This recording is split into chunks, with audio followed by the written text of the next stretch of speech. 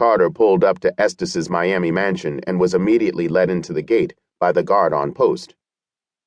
"Damn," he mumbled, as he admired the plush home.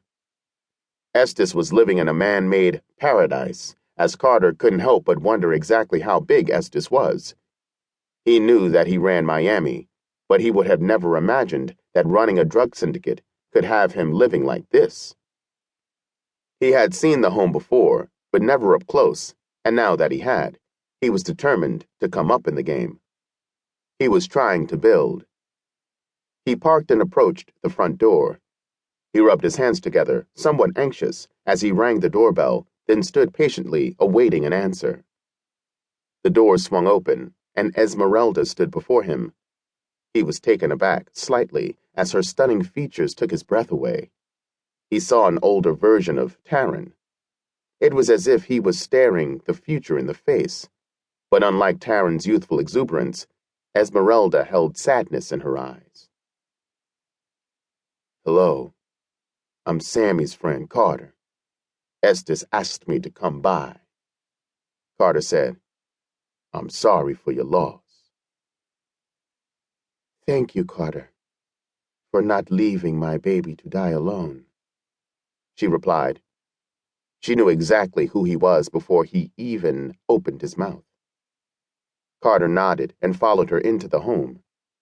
The inside was even more lavish than the exterior. It was fit for royalty. He was escorted to a large wooden door. "You can go in. He's expecting you," Esmeralda said. She opened the door and motioned for him to walk inside. Estes stood looking out of the floor-to-ceiling windows with his hands folded behind him and his back to the door. Carter cleared his throat. "Have a seat, Carter," Estes said. Carter tried to read his tone, but Estes was a seasoned player.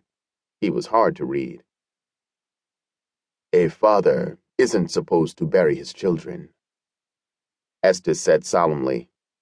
He sat in the large, leather chair that matched his executive desk. "You have shown a great deal of loyalty to my son. For that, you deserve a shot. You did business with Sammy. Now you'll do business with me." Carter felt a flutter in his stomach as a rush of adrenaline shot through him. He wanted to smile, but maintained his composure. Sammy was a small fish compared to Estes. Being directly connected meant that he was plugged in. "I'll start you out small on consignment. I don't do that for anyone, but off the strength of my son, for you I will. If you can flip 10, you can flip 100.